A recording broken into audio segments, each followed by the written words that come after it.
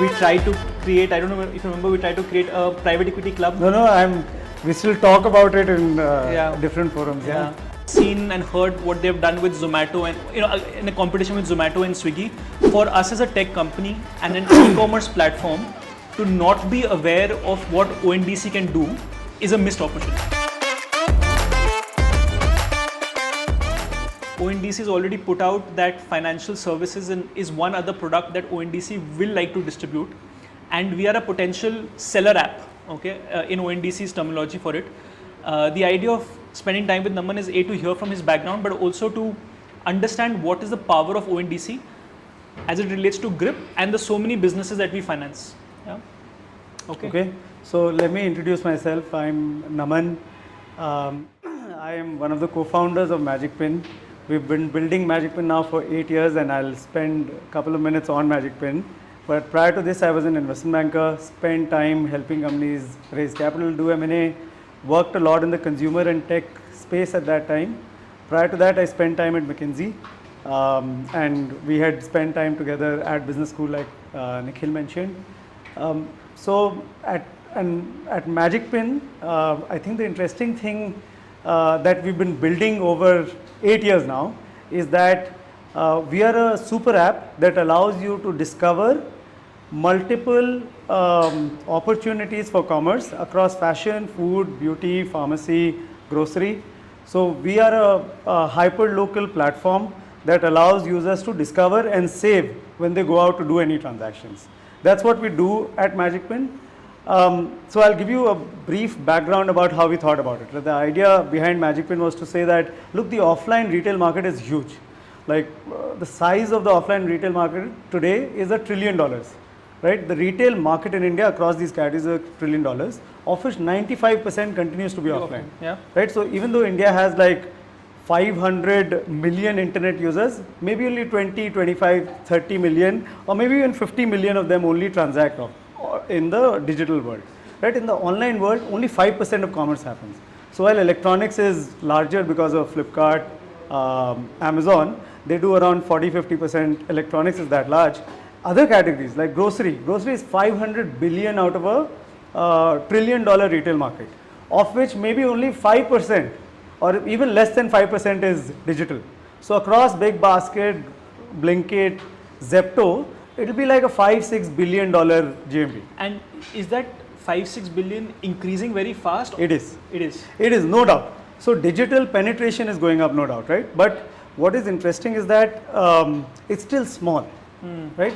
You look at food. While you've heard so much about food and there are aggregators who are large, it's still a very small segment. $100 billion is the size of the food market in India, of which like combined Zomato, Swiggy would be maximum 10 billion. I don't even know. I don't think it's more than 10 billion. So 10% of the market is right now online. Well, it seems like everyone's shopping online. Yeah. The reality is it's only 5% of the total $1 trillion retail market.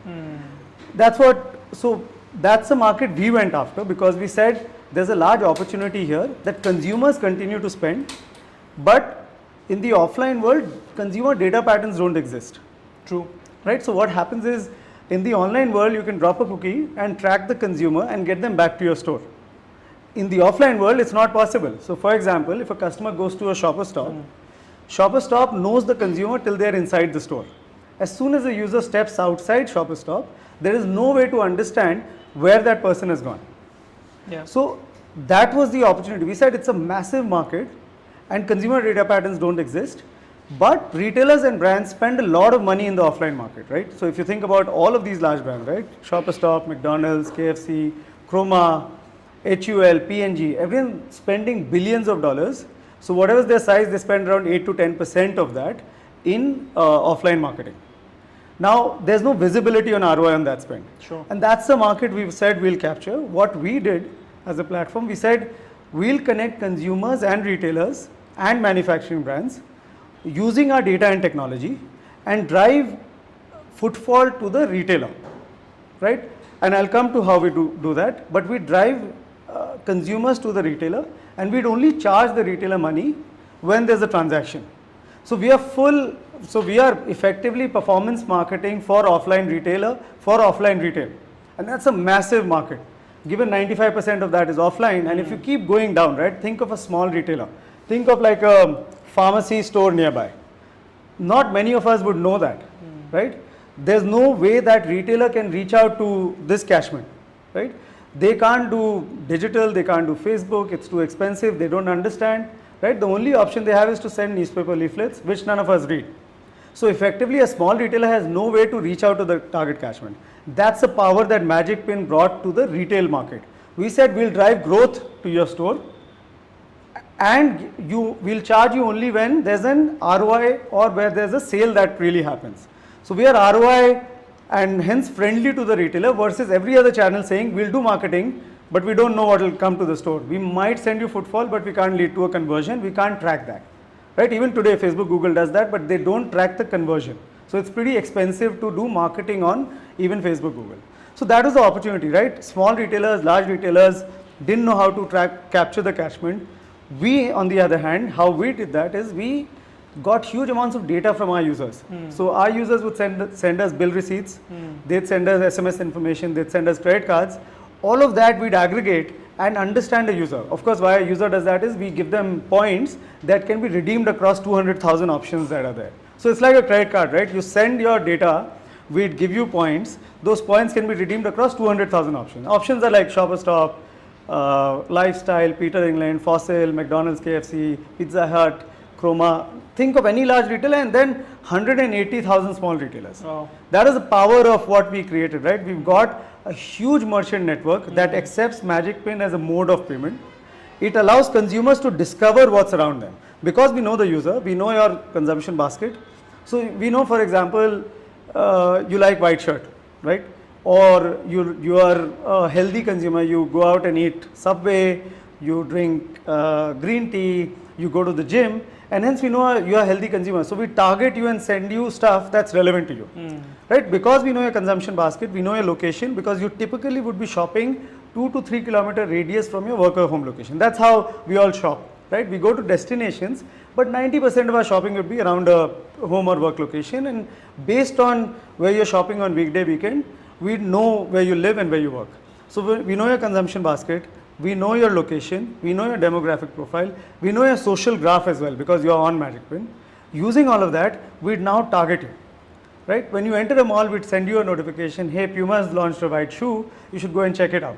And by the way, you can save on the transaction 10, 15, 20% when you go to Puma. Understood.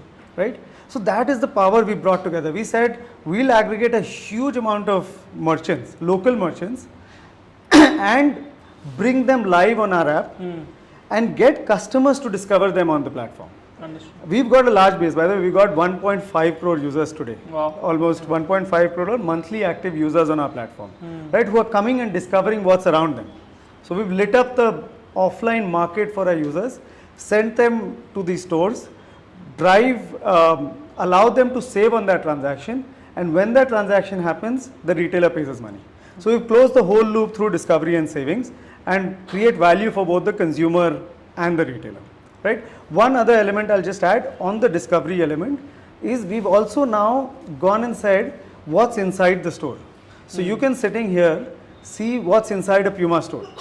So you can see if the shoe of your size, of your color is available right now in the store or not. Okay. Right, and that's lit up across categories. Fashion. The same way that you would see whether it's available on Amazon or something. Correct. Now here's it's inside a nearby store. Right. So let's say you need to do wedding shopping. Yeah. Right. So you'd say, hey, I need a blue kurta.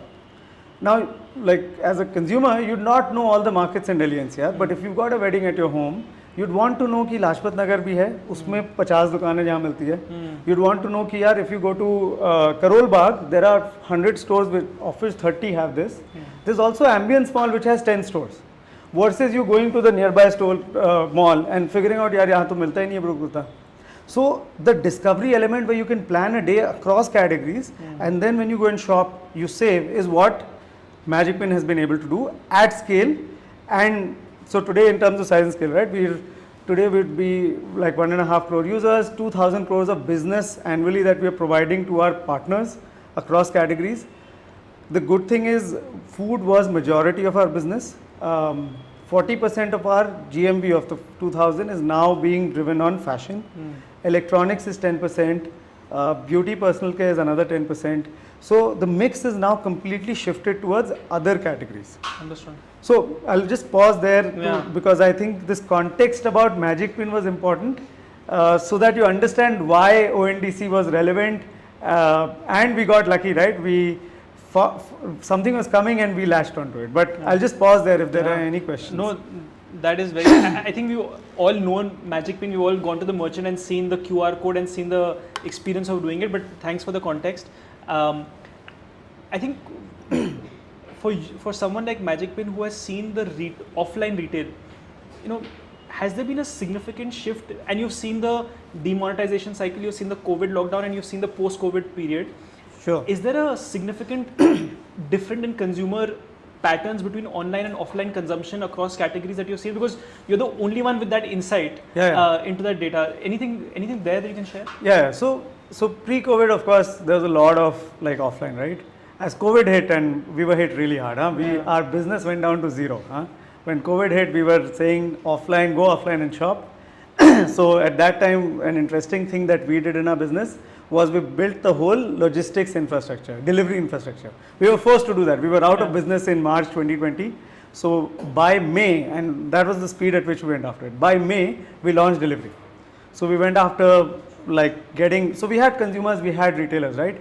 We had to and they were all active because they were all transacting till March. So we said why don't we connect both of them through getting stuff delivered to home? And that market was open and booming, right? And at that phase, that market just went through the roof. So we did food, we did pharmacy. So we went live with 5,000 stores of Apollo. That kicked off very well. And that's the pattern we saw, right? Online discovery was happening and just shot up significantly. Of course, during COVID, that's what happened. But transaction volume just shot up. Delivery for us went right up to 90%. And I'm talking even in 2021 end, we were at 80% of our business was delivery. Right, and we had launched fashion as well, where you could do quick delivery, 2-hour delivery, same day delivery. That's the other thing we launched. So we did grocery, but we finally shut that down. But from a consumer spend point of view, a lot of spend started to move online, right? Hyperlocal was big, and people wanted that, and which is why Zomato, Swiggy just shot up, and Blinkit, Zepto, all of these guys came up. They took the market, right, and that happened. Interestingly, in 2022, the pattern started to reverse. So while users still spent a lot of time online, right? So they'd come and discover on Magicpin and on other platforms, shopping started to move offline. So that pattern has continued. Even today, if you see that shift of user behavior is now, so the normal is still where online was, the normal is above where it was, but it's come back. But offline has come back and has actually gone beyond what it was doing in, what is the right benchmark? December 2019 is the right framework, right? December 2019 versus December 22, offline just went through a significant jump in that period. Understood. Okay. I can almost, these two things together are probably what has led to ONDC, right? And that's what you're talking about, latching onto that opportunity. Yes. ONDC has been around for over a year. Not many people, at least the way we understand, have moved into it. As per news report, you had 90% market share of transactions on ONDC last month. So how did you see this? Because I think that's what's interesting as a business, right? How do you see those opportunities and grab them? Yeah, so very interesting, right? So if you think about ONDC, right? What ONDC is doing, their mission is the same as what we were doing. Right? I think that clicked very quickly, right? They are trying to democratize retail, and they're saying, how do I get more users online and empower sellers to come online and reduce the cost of doing business, right? So, दो चीजें वो चाहते हैं, digitize both seller and buyer, right? Increase the volume of transactions and reduce the cost of doing business, right? And I'll explain to you why that is the philosophy and where it is going. But there was immediately we saw that this is in sync with what we've been doing for 7 years, right? And the timing of it was great. We as a platform, and which is why I gave context, right? We've got the sellers on our platform. We've got 200,000 sellers across categories, right? No one in the market has that. And it's important to create commerce. So if you think about ONDC, right? What is ONDC trying to do? 2015-16, right? Demonetization. What was UPI? UPI came in, what the government did was, they created these tech rails to say payments can now be made seamlessly from peer to peer, peer to merchant, but from the bank, right? On the phone from the bank, a payment goes through. Yes. And that was the simple interface that the government created. Today, like UPI does 3 billion or 4 billion transactions a month. Massive. Now the same thing is what the government is trying to do for commerce. So ONDC is synonymous with commerce, right? Yeah. So what the government is trying to do is saying, let's create the same rail, right? It's the same technology rail on which commerce should happen, and more sellers should be able to come online, more buyers should be able to come online, and they've democratized it to say there's no one-to-one relationship anymore. Yeah. Right? There can be one seller who's mapped to 20 buyers. Right? So if you go back to UPI, right? On UPI the same thing happened. There was Paytm was there, but they were doing wallet, right? PhonePe was born then, GPay was born, Amazon Pay, correct? Yeah. There were multiple of these apps that got formed on one side, and then there were multiple sellers, right? Millions of sellers who came and became digital. Earlier you couldn't think about, yaar, chai wale ke ja raha hu, how do I pay this guy? I don't have cash, right? Won't accept credit card, won't accept debit card. How do I pay this guy? So now today you can do like 5 rupees chalo payment ho gayi. So similarly, this is what government is doing on ONDC. They are saying, I want to democratize commerce, bring enough buyers and sellers online, and allow for them to interact with each other without creating ways in which you limit the interaction. So today, if you think about various markets in commerce, right, there are duopolies or one player or 3 players who kind of control the seller network, and hence they control the pricing and they control consumer behavior in terms of what consumers also need to pay on that platform. Correct. Now what ONDC is allowed to do is that they've said, have multiple buyers come on one side, allow sellers to list with those multiple buyers, and allow commerce to happen at a lower cost. So digitization is clear, right? That will happen because more I'll sellers just will pause come. you just to make it contextualize it, right? And let's talk about food, right? Easy on the ONDC platform. Let's say there are 100 sellers on Golf Course Road of food, right? And there are those people want to get onto ONDC's platform. They probably are already listed on a Swiggy or Zomato. They want to get on this platform.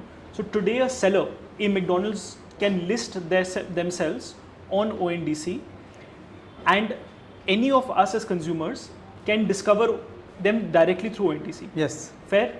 Yes. There's also the layer of logistics in it, but maybe that's we'll come to that piece.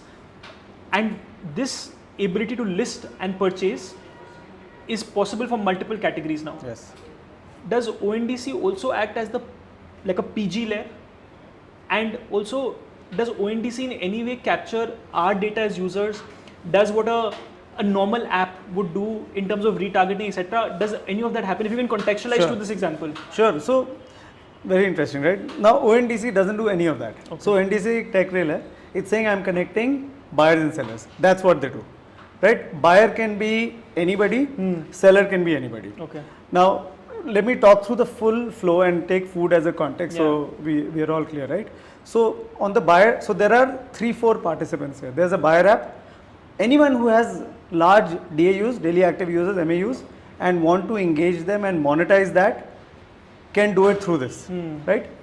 And I'll come to why the cost will come down, right? Because it's linked to a buyer app, doesn't need to do any other work on the seller side, on logistics.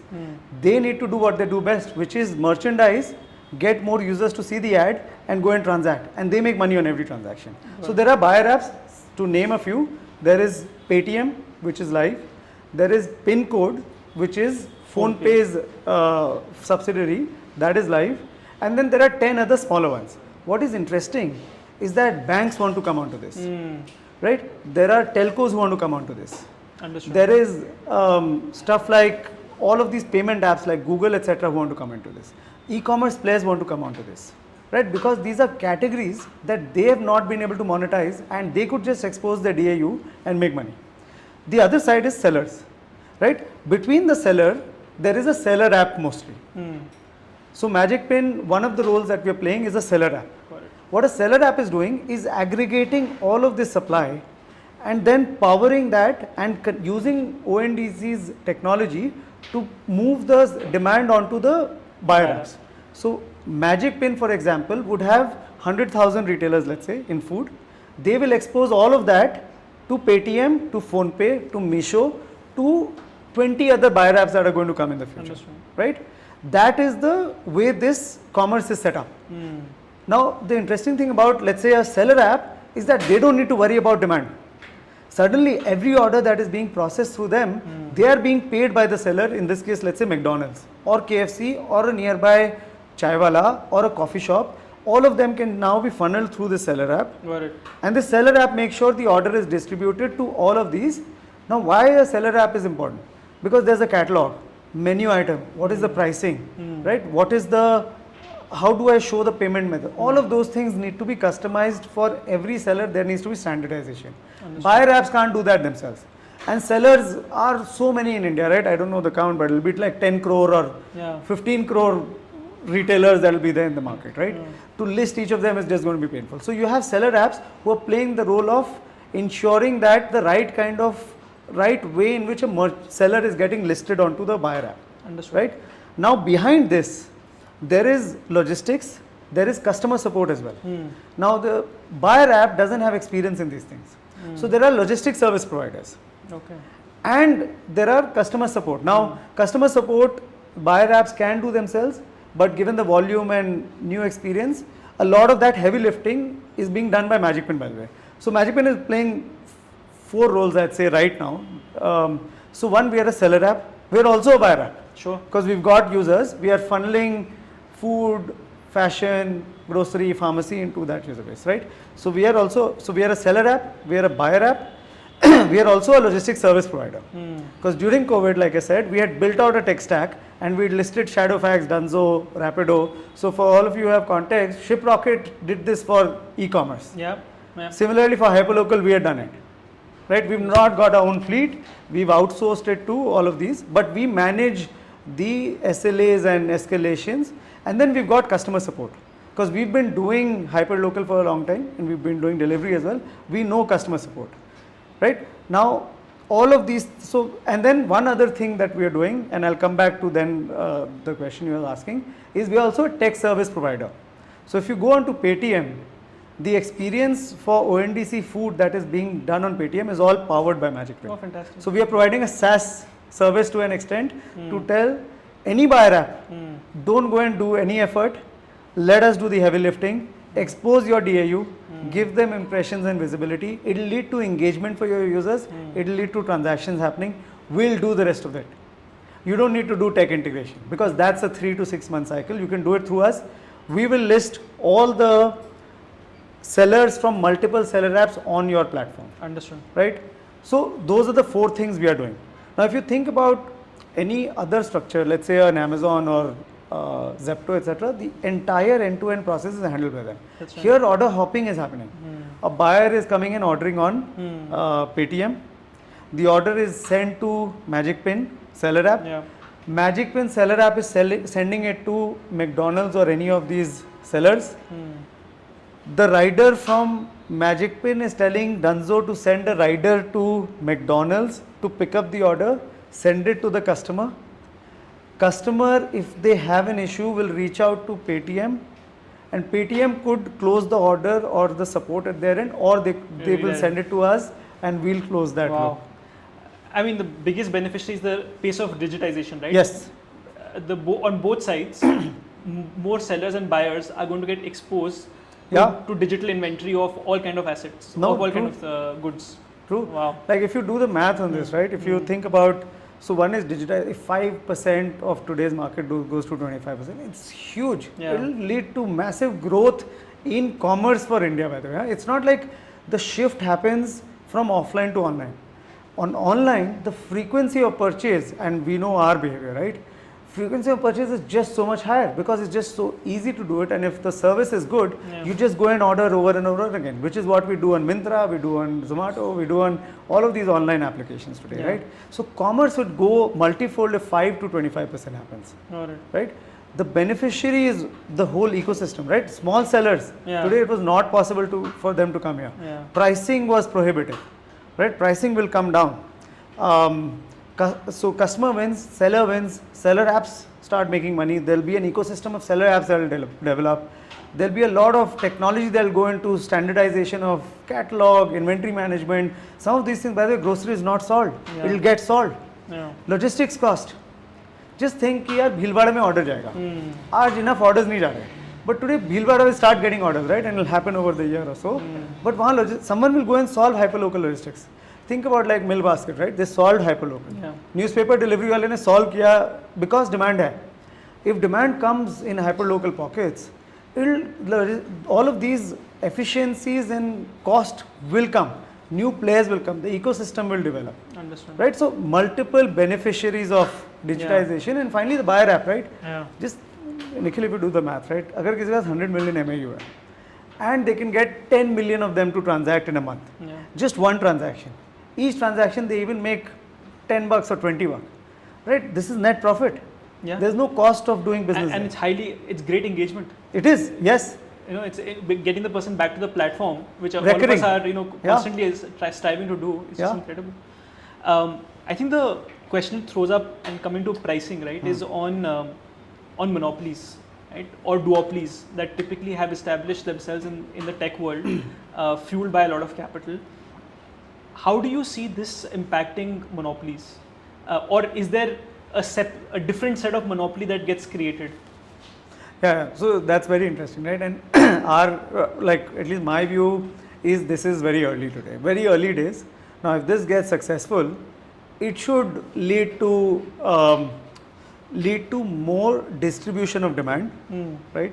So, from a 2-player market, it will become a 5-player market. It could even become 10-player market. I don't know, right? Depending on the seriousness of these buyer apps and the experience that can be built out, it can become a multiplayer market, right? The beneficiary is going to be the sellers, which today are struggling, right, in terms of pricing. Overall, pricing in the market should normalize, should come down, right? So the market should spread out. Now, how much share will each of these own? I don't know, right? Today, for example, Zomato, Swiggy do 10 lakh orders a day, each, maybe even 15 lakh on a weekend, right? I don't know what it will take to get there, but there is an opportunity for multiple players to come together and make some of that happen. Understand. Okay. Now, on the seller side, what is happening is there's today concentration, like so 90% of the demand is coming on Magicpin sellers. Yeah. Because to an extent, like I said, right, we had built this for the last 8 years. We were ready for it and we've capitalized. What is also happening is that there are more players who are emerging, who are coming in with their own differentiation and pricing to kind of take that market. Now, the other thing that's happening is grocery is unserved today. There's no other aggregator in the market who can bring in supply. Same is true about electronics, right? Today you can't think of a third, fourth app where you can even go and look at what's available in the market. Some of these will lead to more seller apps getting created. Will that lead to monopoly, duopoly? I think that market will evolve. Yeah. Okay. I'm going to pause, but I'll check if there are questions. Raman, you have something? So, you spoke about, obviously seller apps, etc. For somebody like a brand, okay, let's take any brand per se. If they want visibility, right now what happens is the fact that, they go on Amazon, list their product and then, obviously do performance marketing and stuff like that. On an ONDC or anything like that, how does one particular brand actually promotes itself to come on the first page, for example, etc.? That's one, and I'll ask the second question. So today that's work in progress, Raman. It's evolving. ONDC is coming out with version 1, 1.2, 1.3. So that's evolving. And your point is right. Over time, the market will become such that buyer apps will set up category management teams. Just think like Amazon ne kiya hoga, right? They will set up category management teams and go and talk to a brand like McDonald's and say, if you want better visibility and more orders, this is what you can do. Today, one option exists that you can put more discounts and reduce the pricing and increase the attractiveness for a user to buy. The marketing angle will evolve and develop, and that's a great monetization opportunity for these buyer apps as well. I also think that because it is the buyer app who is controlling in a way the user experience. Yes.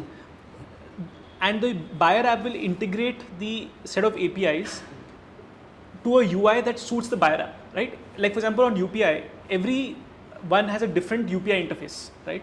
The way to discover scanning the UPI is different across Paytm, Google Pay, Phone Pay. I think that customization will happen at the buyer app's end. Yes. To be able to say that I will promote this versus this. This is because they are the ones with the user data. The supplier app actually cannot control the user interface. No. In that sense. Yeah. But to that point, so for example, today the biggest mistrust for a brand is the fact that I'm spending all this money and I'm not getting ROIs.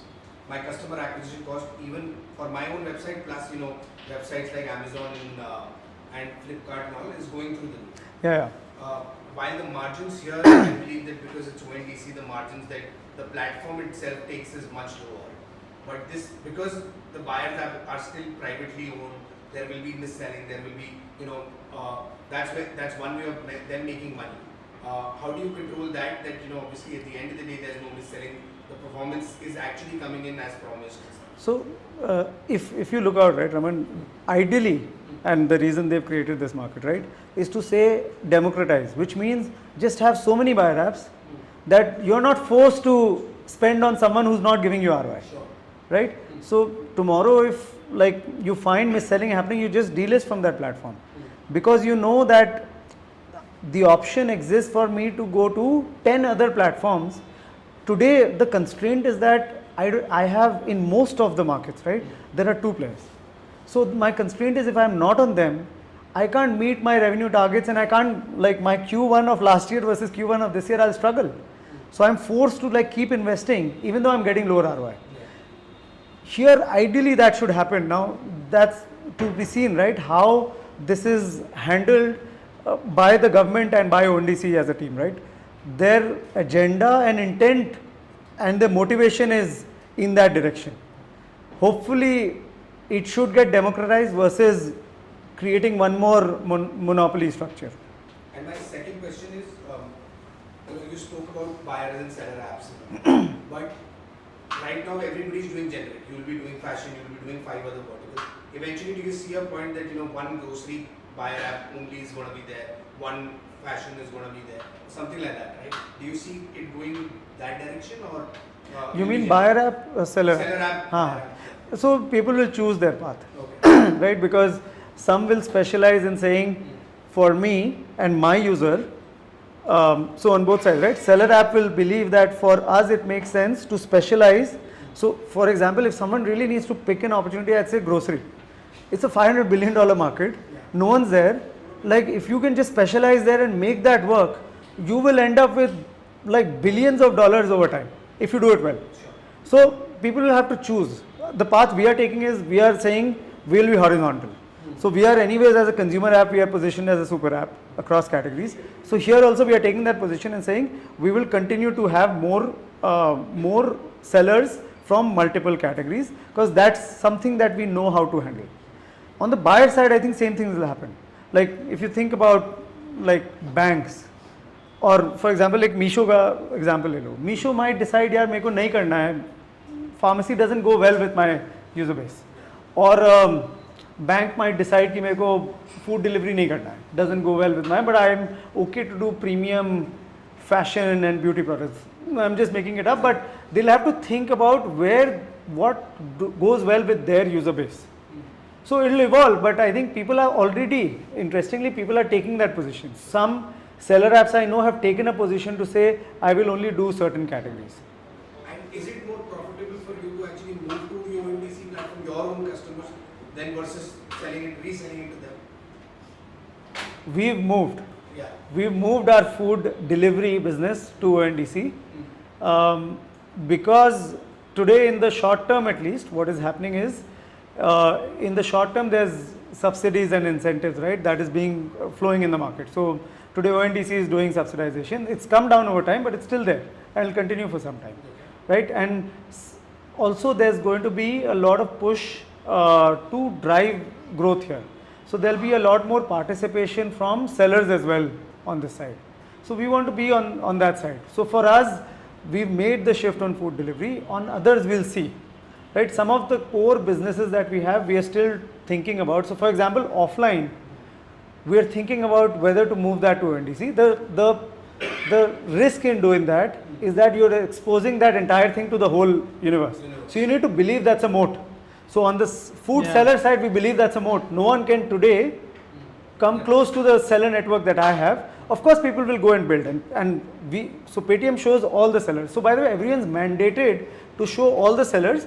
They can design how and where they'll show the sellers, right? But it is democratic because you want more sellers to come. More sellers will come if you know you'll be part of the whole network. So for us, the risk there, and that's a choice we need to make over time. If we move our offline business, is that going to cannibalize or kill our existing business because larger players might play a role? It's an evolving thing for us, but we'll take a call at the right time. Quick question. So while ONDC is trying to democratize this entire system, and there are mediators / aggregators like Magicpin who are taking the lead, are there others also of similar or bigger size who are doing this, and how are they either competing or engaging with each other to get this whole thing done? So on the seller side, on grocery, there are a few players who are coming in. On food as well, they're coming in. I think everyone's following a different approach, and it's got to do with service quality and pricing. So service quality in a lot of these cases would mean that I have the ability to show your catalog in the right way, right? And pricing would mean that if the next player is charging you X%, I'd come in with X minus 2%. Now, over time, so service is, I think, where people will win. I don't know how pricing you can win because there's already an established market. You as a user is not going to move from existing platforms if the pricing here is not going to be at par, right? Today, it's being handled through subsidy, but over time, efficiencies will need to be built in the system for this to succeed, right? So everyone's taking their own approach on how they're going about it. In the long term, I think service is where people will win, right? One of our alphas is actually logistics as a service and then customer support. So while we've got catalog, merchandising, all of those things sorted, but at the back end we had over the last few years built out customer support and logistics, which a lot of other seller apps don't have. That kind of provides an edge. So I know that larger players in the market are kind of choosing to be on our seller app because they don't need to go with the headache of now who's going to handle logistics, who's going to handle customer support. Others will build it, right? Others will build it because there's a large opportunity out there. More players will come and build it. Right, sure. And with logistics and customer support, let's say, but over the next 5 years, we might see others also come Yes. out with those things, right? Yes. And so, what's the moonshot in a business model like this, and what are we probably? I mean, those are some things that only you would know, not us. So if for us the opportunity is just digitization of retail, we were anyways doing it. This is going to amplify that. We should be the force behind making it happen. Actually, we are not trying to be an enabler. We are trying to say we should be the force, because if this works out, right, I believe like Magicpin will break through, right? And I don't know kahan tak jayega, but I know we'll just break through by the end of this year. So the goal was to do 100,000 orders a day. Abhi, by the way, this weekend we did 30,000 on food alone. Wow. Grocery and mobility milake 60,000 ho gaya. 100,000 was the number people were quoting end of the year. This month, I know we are going to touch close to that number. Oh, wow. So if this gets to like 3x, 5x of this by the end of this year, we are like, trust me, like we are golden. ONDC is going to go to the next level, of course. And that's the opportunity. I don't know, when you say moonshot, at least we are saying this is going to change the way commerce happens in the retail world, which is hyper-local. We were building on that market for the last 8 years.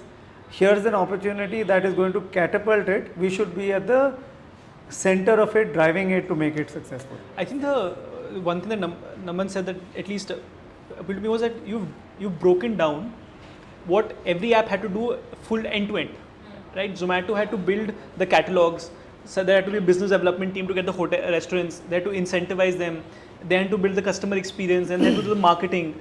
All of that had to be done by a single company. Yes. Right? Now they've said that there can be 4 different companies doing this, which means that the amount of capital required and the speed of execution is fundamentally different, right? And hence, all of what Paytm, PhonePe, Zomato, every guy has built is suddenly available as MAU or DAU to Magicpin, right? Without any money, Yes. without any capital. I think that like this pace of UPI adoption, no one had to build the infrastructure, no Yes. private company, and that's what No, this and, does. and that's the opportunities on the other side for buyer app as well, right? Yeah. They don't need to do all of the hard work on merchant acquisition, merchant engagement, going and getting the right pricing, getting the right catalog, making sure the delivery person has reached to get the delivery. Those are huge fixed cost structures, which is why you need to charge very high margins to cover up for those fixed costs. That goes away, right? And so it's solving a huge need in the market, and efficiency is not like, it's not theoretical anymore. It seems like it's real, right? This should lead to the pricing structures coming down and customers and retailers winning at the end of the day. So the question is, why would a user choose a buyer app on ONDC, let's say Paytm, powered in the back by a seller app like Magicpin, over a Zepto, right? If they wanted to have 10-minute groceries, what is the advantage for using the ONDC framework? Sure, and so I think, see, in the long term, like I said, it is going to be that I am able to get the same product, right, at similar pricing with the same service on one platform. So can Paytm become the platform for me where I get the same experience rather than having 10 different apps, right? So that is one from a consumer shift point of view. Now it's still to be played out. By the way, service quality is something today that's a challenge that needs to be solved, because without that this is not going to scale, right? Some of these other things will not matter. So that's why at least our focus and ONDC's focus is to say, how do I get service quality on top?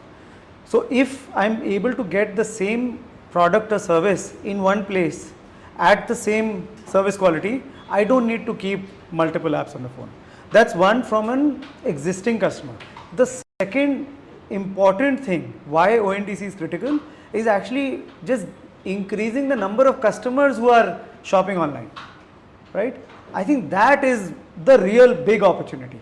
So while the first will happen and it will take time to match up to the service experience that a Zepto provides, right? Yeah. The 10-minute is just extremely difficult to do. Similarly, what Swiggy Zomato built over time is going to be extremely difficult to keep matching up over time with scale, right? But new customers who will find it easy to find the right kind of merchants in their market and be able to get it delivered to their home, that's where the alpha will come. But I think going back to the Zepto point, it will happen if the service quality and the same product at the same price is being offered on one platform. I don't need to keep 10 apps.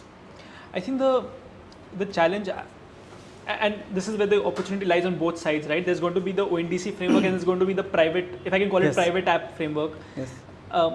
If you think about food again, it's not just about the ordering the food and the price of the food, but it's also what are the reviews Yes. for the food, what are the recommendations for the food, right?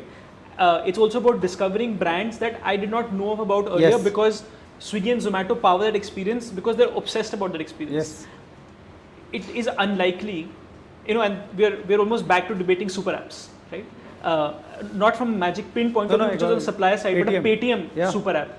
And super apps have not worked simply because they don't offer that depth of experience on any product category. So I think there's a debate to be had on which one will win, and maybe for certain categories, like if I want to buy a Parle-G biscuits, I really don't care about opinions. Yeah. I don't care about reviews. No, and you're right. And there's a lot of work happening on ratings, reviews, recommendations, and it'll just like be something that is critical for user discovery and experience, right? Yeah. So everything that's required is getting built out. Quickly asking again, so if I'm a seller, let's say Gupta's Kirana store near Golf Course Road, and I register with you guys, so am I able to sell my products across ONDC apps, across ONDC buyer apps?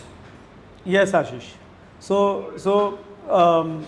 So let's say if you list on any seller app, including let's say Magicpin seller app, Magicpin seller app is integrated with all of the buyer apps, and any buyer app who has grocery as a category which is live will need to take this seller live on their platform. There's a lot of work on just taxonomy, classification, which category does each product go to. There's a lot of work on understanding at an SKU level what is there in the store and what is selling and what's available right now in the store.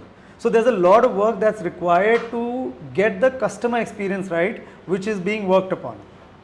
You are doing the real weightlifting there, right, in terms of data, sanity, etc.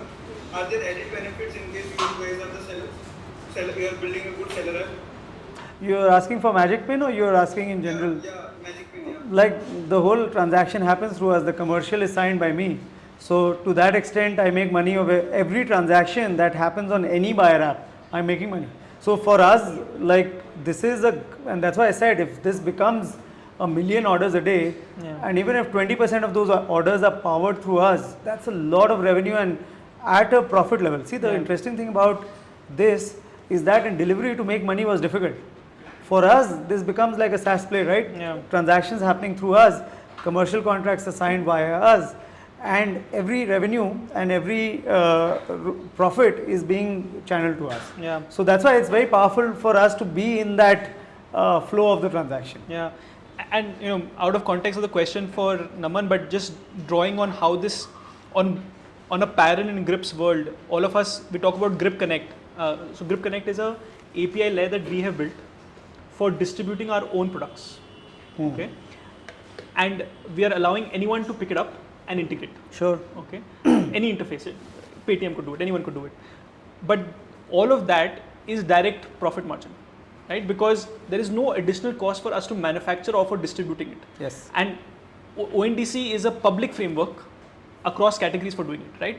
So for us as one of the opportunities we should deep dive in is to see how we can connect, how we can take Grip Connect to ONDC, right?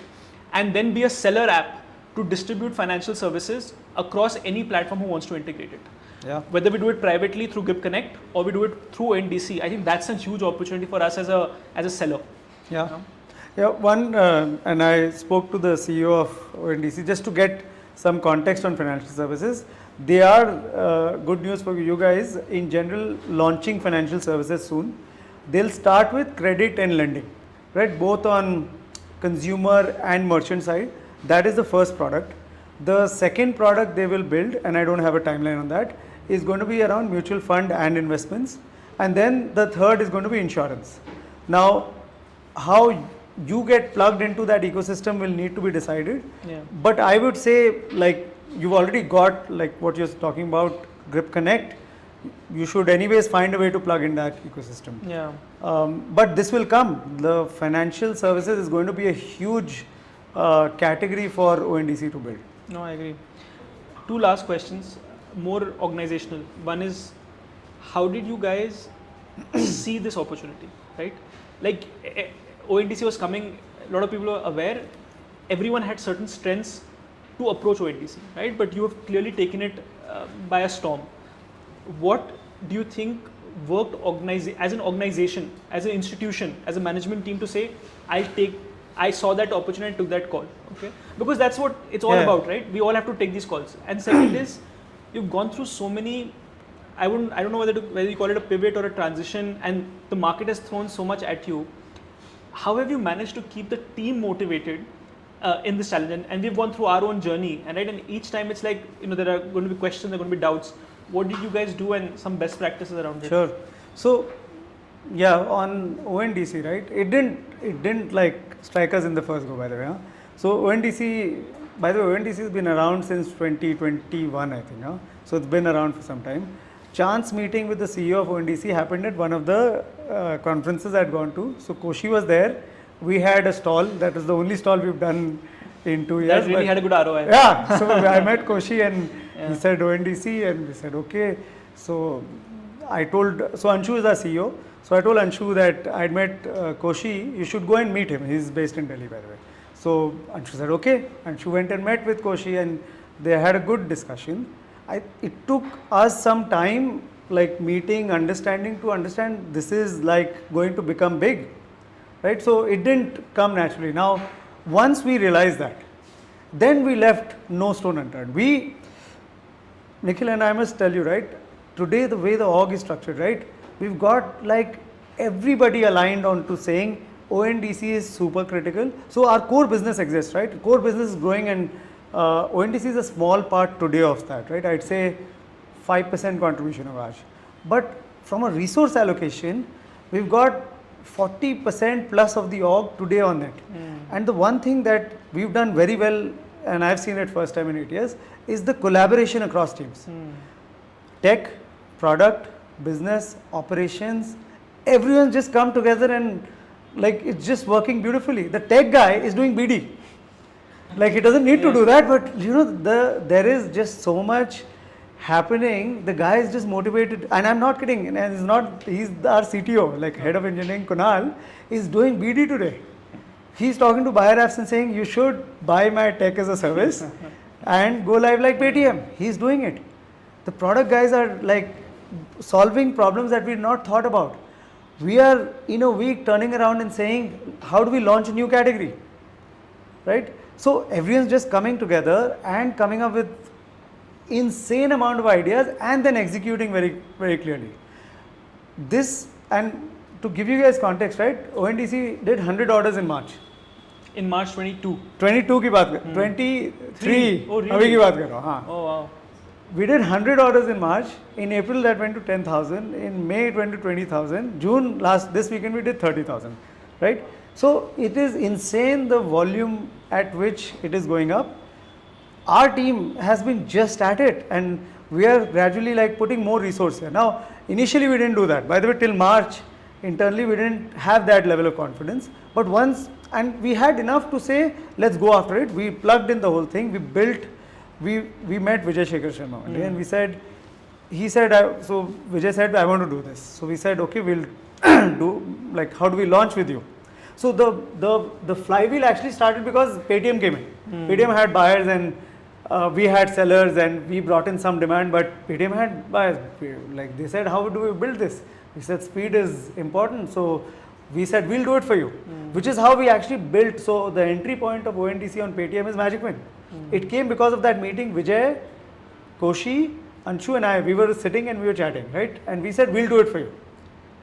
In 10 days, Nikhil, we had created a link. It's like a banner, right? It's a link where you click, you open a web experience of ONDC on Paytm, which is all powered by Magicpin. Understood. 10 days we launched. Yeah. So March में ही meeting हुई थी. March के end में हमारा target था 10,000.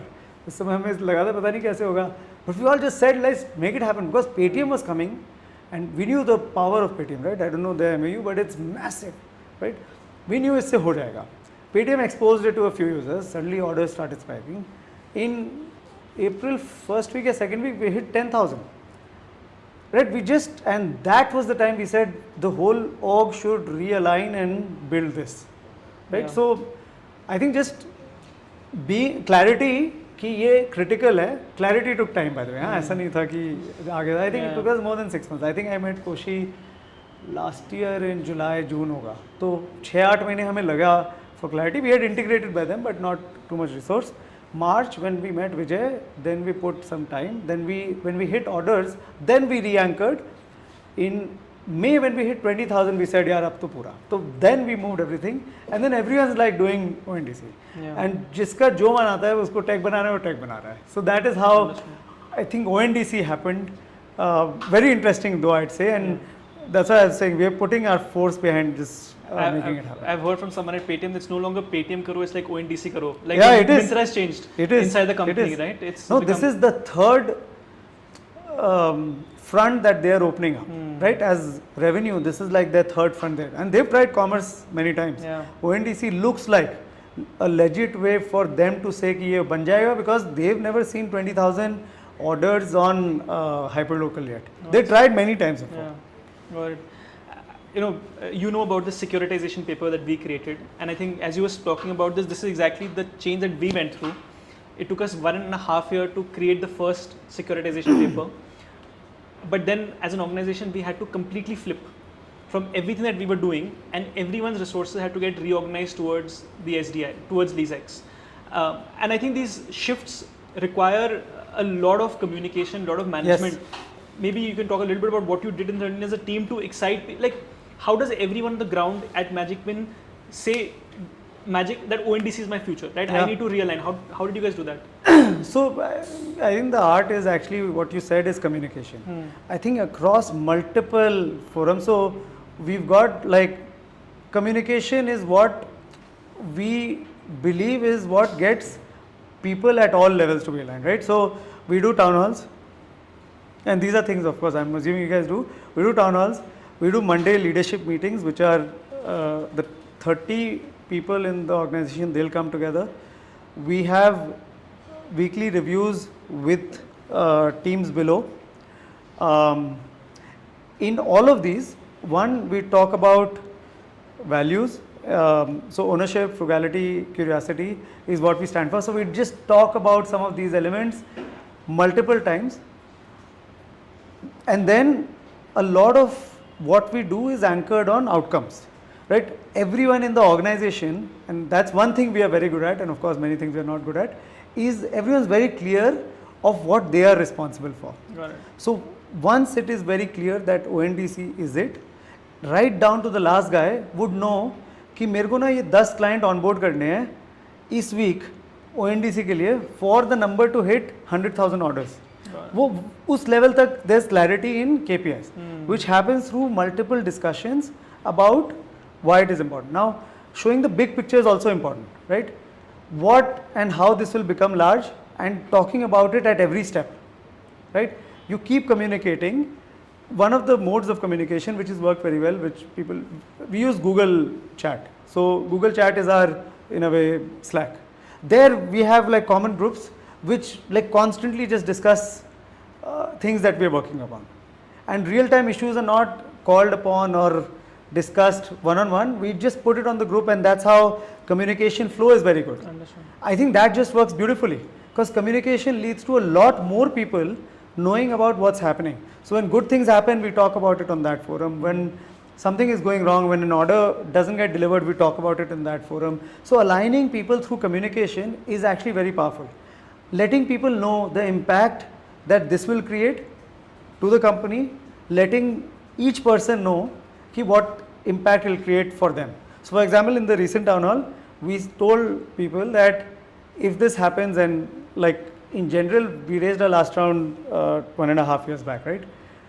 And at that time we raised a $310 million valuation.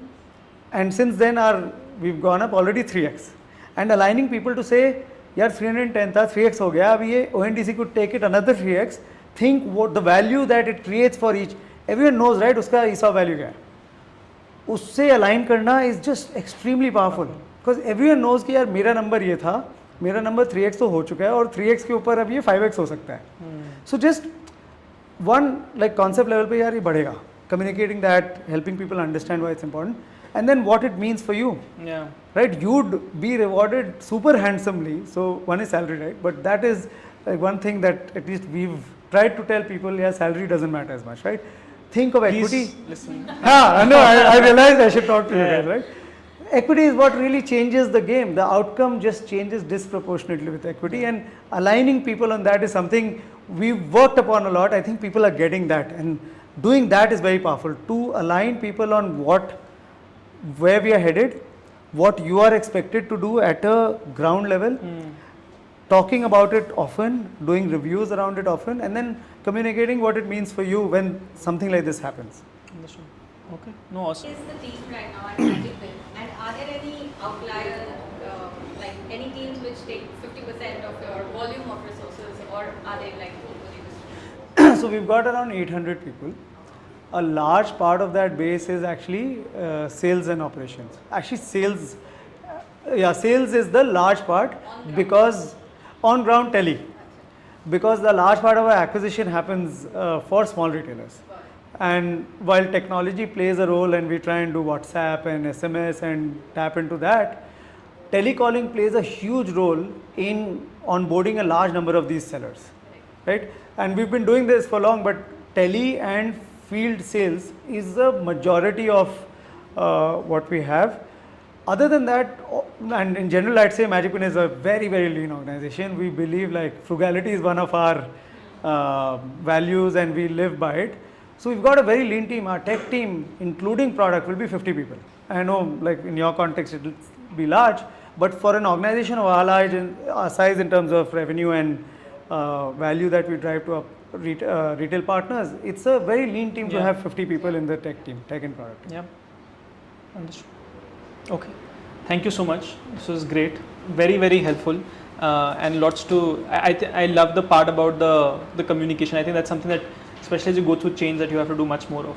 Yeah. But thank you, and just fantastic to hear what you guys have done. It's Thank you. Incredible, really incredible.